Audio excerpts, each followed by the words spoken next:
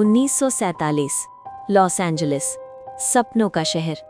यहाँ हर सड़क किसी ऑडिशन रूम तक जाती थी। हर कैफे में कोई स्क्रिप्ट लिख रहा होता था। हर होटल लॉबी में कोई स्टार बनने का इंतजार करता था। और इन्हीं सड़कों पर चलती थी एक लड़की, एलिजाबेथ शॉर्ट। वो 22 साल की थी, पर उसकी आंखों में उम्र से ज्यादा कहानियां थीं। एलिजाबेथ का जन्म 19 जुलाई 1924 को हुआ था, पर उसका बचपन स्थिर नहीं था। उसके पिता ने एक दिन अचानक परिवार छोड़ दिया। घर में आर्थिक संकट आ गया।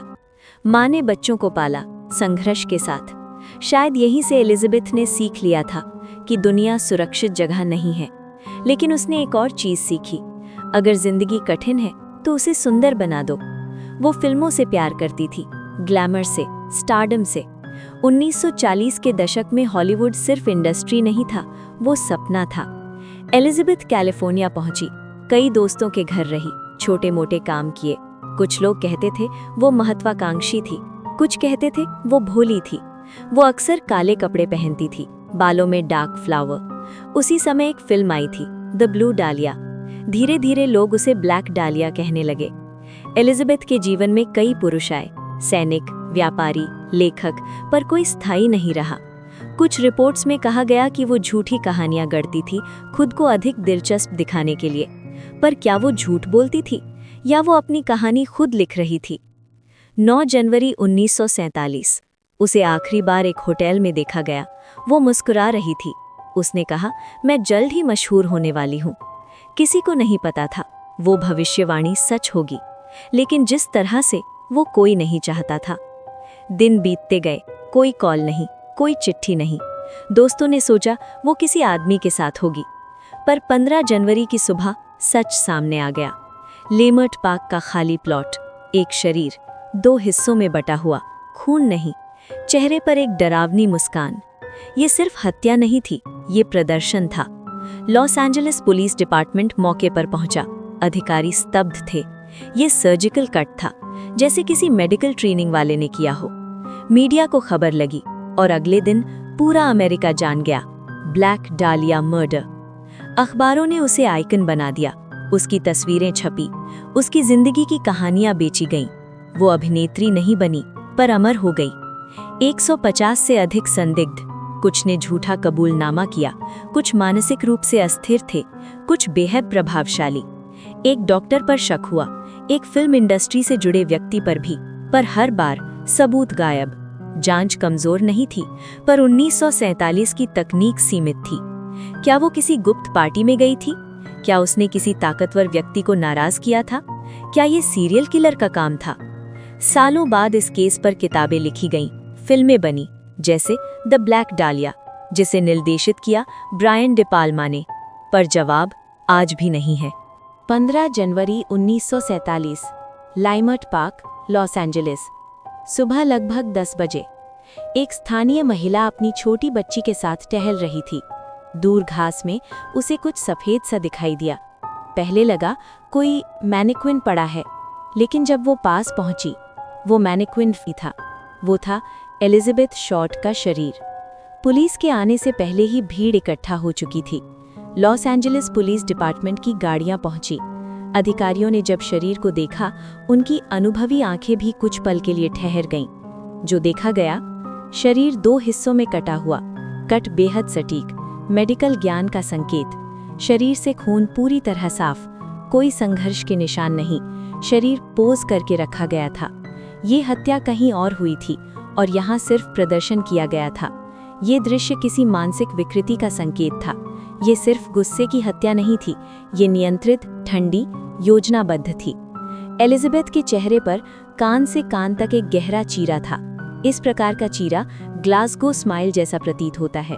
ये आमतौर पर गैंग टॉर्चर या सैडिस्टिक हिंसा में देखा जाता है, पर 1947 में लॉस एंजलिस की सड़कों पर ऐसा अपराध दुर्लभ था। ये किसी ऐसे व्यक्ति का काम लग रहा था जो दर्द को प्रदर्शित करना चाहता था, जैसे वो दुनिया को संदेश दे रहा हो।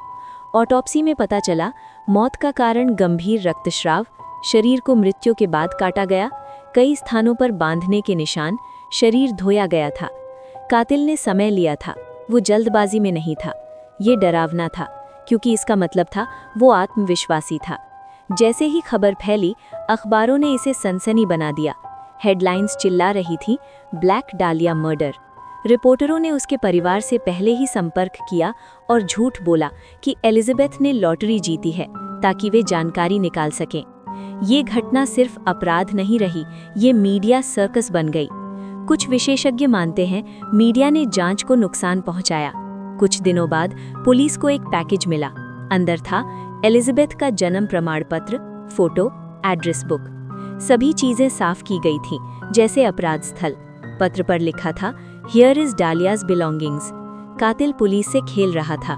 यदि हम अपराध के आधार पर एक प्रोफाइल बनाएं, संभावित कातिल मेडिकल या सर्जिकल ज्ञान वाला, ठंडे दिमाग वाला, ध्यान आकर्षित करना चाहता था, एलिजाबेथ को जानता था।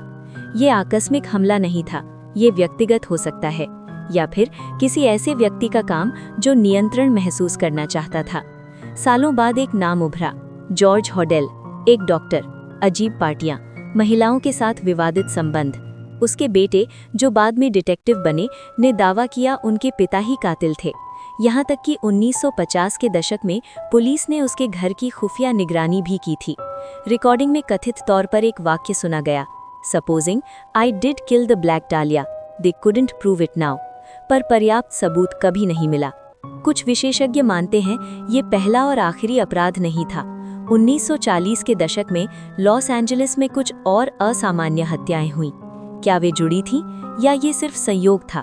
कोई निश्चित उत्तर नहीं। 1940 का हॉलीवुड ग्लैमर के पीछे भ्रष्टाचार, शक्ति और चुप्पी से भरा था। क्या एलिजाबेथ किसी प्रभावशाली व्यक्ति के करीब थी? क्या उसने कोई राज जाना? कई थ्योरी कहती हैं ये कवर अप था, पर बिना सबूत, सिर्फ अटकलें। अपराध स्थल ने हमें बताया ये हत्या क्रूर थी, पर उससे भी ज्यादा ये योजनाबद्ध थी। कातिल ने संदेश छोड़ा, पत्र भेजे और फिर गायब हो गया। एलिजाबेथ शॉर्ट, एक लड़की जो स्टार बनना चाहती थी, अब रहस्य का प्रतीक बन चुकी थी। 1947 की वो सुबह अब इतिहास बन चुकी थी। लेकिन इतिहास कभी पूरी तरह चुप नहीं रहता। लेमट पार्क में मिले उस शरीर के बाद लॉस एंजलिस पुलिस डिपार्टमेंट ने अपनी सबसे बड़ी जांचों में से एक शुरू की। 150 से अधिक संदिग्ध, हजारों पन्नों की फाइलें, सैकड़ों पूछताछ। लेकिन सच्चाई अब भी परछाइयों में। हत्या के कुछ ही हफ्तों में पुलिस स्टेशन में फोन बजने लगे। लोग कह रहे थे मैंने किया है। कुछ ने पत्र लिखे, कुछ सीधे थाने पहुंचे। इतिहास बताता है कि 50 से अधिक लोगों ने झूठा कबूलनामा किया। क्यों? मनोवैज्ञानिक मानते हैं कुछ लोग अपराध से नहीं बल्कि प्रसिद्धि से आकर्षित होते हैं। ब्लैक डालिया केस इतना चर्चित हो चुका था कि लोग उसका हिस्सा बनना चाहते थे, भले ही वो झूठ हो। पुलिस ने संदिग्धों की एक लंबी सूची बनाई। 1. सैनिक। एलिजाबेथ का झुकाव सैन्य अधिकारियों की ओर था। द्वितीय विश्व युद्ध के बाद लॉस एंजलिस में कई सैनिक लौटे थे। क्या उनमें से कोई ठोस सबूत नहीं। 2. डॉक्टर, सबसे चर्चित नाम। सालों बाद एक नाम बार बार उभरा, जॉर्ज होडेल। एक प्रतिष्ठित डॉक्टर, बुद्धिमान, प्रभावशाली। उसके घर में अजीब पार्टियां होती थीं, कला, नग्न मॉडल्स, गुप्त मेहमान। 1950 में LAPD ने उसके घर पर गुप्त निगरानी की। एक रिकॉर्डिंग में कथित तौर पर उसकी आवाज सुनाई गई, supposing I did kill the Black Dahlia, they couldn't prove it now. ये वाक्य वर्षों से बहस का विषय रहा है। उसका बेटा, पूर्व डिटेक्टिव, बाद में किताब लिखकर दावा करता है कि उसके पिता ही कातिल थे, लेकिन कानून की नज़र में सबूत अपर्याप्त। 3. कलाकार और लेखक। कुछ सिद्धांतों में कहा गया अपराध की प्रस्तुति में एक कलात्मक तत्व था। शरीर को जिस तरह रखा गया वो किसी विकृत सौंदर्य बोध जैसा प्रतीत होता है। क्या ये किसी कलाकार का काम था या ये सिर्फ हमारी कल्पना है? मीडिया ने उसकी छवि गढ़ी, एक फेम फिटेल के रूप में, लेकिन रिकॉर्ड बताते हैं वो आर्थिक रूप से संघर्ष कर रही थी, दोस्तों के घरों में रहती थी। कुछ रिपोर्ट्स कहती हैं वो अपनी जिंदगी के बारे में कहानियां बनाती थी। क्या ये असुरक्षा थी या महत्वाकांक्षा? हम शायद कभी नहीं जान पाएंगे। हत्या के कुछ ही दिनों बाद एक लिफाफा पुलिस और अखबार कार्यालय को मिला। अंदर उसका सोशल सिक्योरिटी कार्ड, जन्म प्रमाण पत्र, फोटो, सब साफ किया हुआ। भेजने वाले ने खुद को ब्लैक डालिया अवेंजर कहा। कातिल पुलिस के साथ खेल रहा था। वो चाहता था कि दुनिया उसे देखे, लेकिन पकड़े नहीं। 1940 का लॉस एंजलिस सिर्फ फिल्म इंडस्ट्री नहीं था, ये गैंग, अवैध जुआ और राजनीतिक भ्रष्टाचार का केंद्र भी था। कुछ लोग मानते हैं एलिजाबेथ किसी शक्तिशाली नेटवर्क के संपर्क में आ गई थी। क्या उसने कुछ ऐसा देखा जो उसे नहीं देखना चाहिए था? ये सिद्धांत रोमांचक है, पर प्रमाणहीन। अगर हम व्यवहारिक विश्लेषण करें तो हत्या अत्यंत योजनाबद्ध थी। शरीर की सफाई नियंत्रण का संकेत, पत्र भेजना ध्यान की चाह। ये संगठित अपराधी की प्रोफाइल से मेल खाता है। ऐसा व्यक्ति सामाजिक रूप से सामान्य दिख सकता है। उच्च बुद्धिमत्ता, सहानुभूति की कमी, आत्ममुग्ध प्रवृत्ति। ऐसा व्यक्ति समाज में घुल मिल सकता है। शायद वो कभी पकड़ा ही नहीं गया क्योंकि किसी ने सोचा ही नहीं कि वो ऐसा हो सकता है। 1947 में फॉरेंसिक तकनीक सीमित थी। डीएनए टेस्टिंग नहीं थी, क्राइम सीन प्रोटोकॉल आधुनिक स्तर के नहीं थे। मीडिया दबाव था, राजनीतिक हस्तक्षेप की अफवाहें थीं। समय बीतता गया, गवाह बूढ़े हुए, फाइलें धूल खाती रहीं और ब्लैक डालिया एक ठंडा केस बन गया। वर्षों बाद ये मामला किताबों और फिल्मों का विषय बना। 2006 में एक फिल्म बनी, द ब्लैक डालिया, निर्देशक ब्रायन डे पाल्मा। लेकिन फिल्में रहस्य को हल नहीं कर सकीं, क्योंकि सच शायद किसी कब्र के साथ दफन हो चुका है। अब तक हमने देखा झूठे कबूलनामे, संदिग्ध डॉक्टर, मीडिया सर्कस, अपराध का मनोविज्ञान। लेकिन सबसे बड़ा सवाल अब भी वही है, क्या एलिजाबेथ अपने कातिल को जानती थी या वो किसी अजनबी के हाथों शिकार बनी? 1947 से कई साल बीत चुके थे। फाइलें मोटी हो चुकी थीं, गवाह थक चुके थे, मीडिया नई सनसनी ढूंढ चुका था। लेकिन लॉस एंजलिस पुलिस डिपार्टमेंट की कुछ फाइलों में एक नाम बार बार लौटता रहा। एक ऐसा नाम जो इस केस की सबसे विवादित परत बन गया, जॉर्ज होडेल। वो एक डॉक्टर था, बुद्धिमान, सामाजिक रूप से प्रभावशाली। उसका घर लॉस एंजलिस की पहाड़ियों में अजीब कला पार्टियों का केंद्र था। संगीत, शराब, कलाकार, मॉडल और बंद दरवाजों के पीछे फुसफुसाहटें। कुछ गवाहों ने कहा वो महिलाओं के प्रति असामान्य रुचि रखता था। कुछ ने कहा वो बेहद करिश्माई था। ऐसे लोग अक्सर दो चेहरे रखते हैं, एक समाज के लिए, एक अंधेरे के लिए। 1950 में LAPD ने होडेल के घर में छिपे माइक्रोफोन लगाए। उनकी निगरानी महीनों चली। एक रिकॉर्डिंग में कथित रूप से उसकी आवाज सुनाई देती है, "Supposing I did kill the Black Dahlia, they couldn't prove it now." ये वाक्य इतिहास में दर्ज हो गया। पर ध्यान दीजिए, ये स्वीकारोक्ति नहीं थी, ये एक परिकल्पना थी, एक अहंकारी टिप्पणी थी या अपराध बोध, कोई निश्चित उत्तर नहीं। सालों बाद होडेल का बेटा, एक पूर्व डिटेक्टिव, ने दावा किया कि उसके पिता ही कातिल थे। उसने किताब लिखी, फोटो और निजी दस्तावेज प्रकाशित किए। उसका कहना था, मेरे पिता के पास सर्जिकल ज्ञान था, वो मानसिक रूप से जटिल था और उसके पास मकसद था। लेकिन कानूनी दुनिया में परिवार के आरोप सबूत नहीं होते। अगर हम उपलब्ध तथ्यों के आधार पर एक काल्पनिक पुनर्निर्माण करें तो एलिजाबेथ किसी परिचित व्यक्ति से मिली। वो उसके साथ स्वेच्छा से गई क्योंकि संघर्ष के निशान नहीं थे। हत्या निजी स्थान पर हुई, शरीर को साफ किया गया, फिर लेयमर्ट पार्क में प्रदर्शन किया गया। ये संगठित, शांत और नियंत्रित अपराध का पैटर्न है। कातिल घबराया नहीं, उसने समय लिया। ये आकस्मिक हिंसा नहीं थी। आज DNA testing, fingerprint database, digital tracking, CCTV, 1947 में इनमें से कुछ भी नहीं था। अगर आज ये अपराध होता, संभव है कि 48 घंटे में संदिग्ध मिल जाता। लेकिन तब समय और तकनीक दोनों सीमित थे। कभी-कभी पुराने मामलों को कोल्ड केस DNA से सुलझाया गया है, पर समस्या ये है कि सबूतों का संरक्षण कैसा था। क्या नमूने दूषित हो चुके हैं? क्या पर्याप्त सामग्री बची है? कुछ प्रयास हुए हैं, पर अभी तक निर्णायक परिणाम नहीं मिले। ब्लैक डालिया अब भी फाइलों में बंद है। कुछ विशेषज्ञ मानते हैं अपराध की जटिलता ये संकेत देती है कि कातिल अकेला था। कुछ कहते हैं ये सामूहिक अपराध हो सकता है। अगर ये एक प्रभावशाली व्यक्ति था तो क्या उसे बचाया गया? ये सिद्धांत आकर्षक है, पर सिद्ध नहीं। समय के साथ एलिजाबेथ शॉर्ट की वास्तविक पहचान धुंधली हो गई। वो एक इंसान थी, पर अब वो प्रतीक है। उस पर किताबें लिखी गईं, फिल्में बनी, जैसे द ब्लैक डालिया, जिसे निर्देशित किया ब्रायन डे पाल्मा ने। पर हर कहानी में एक खाली जगह रह जाती है। वो खाली जगह सच है। हमने देखा जॉर्ज होडेल की छाया, निगरानी की रिकॉर्डिंग, आधुनिक तकनीक की संभावना, पुनर्निर्माण की कोशिश।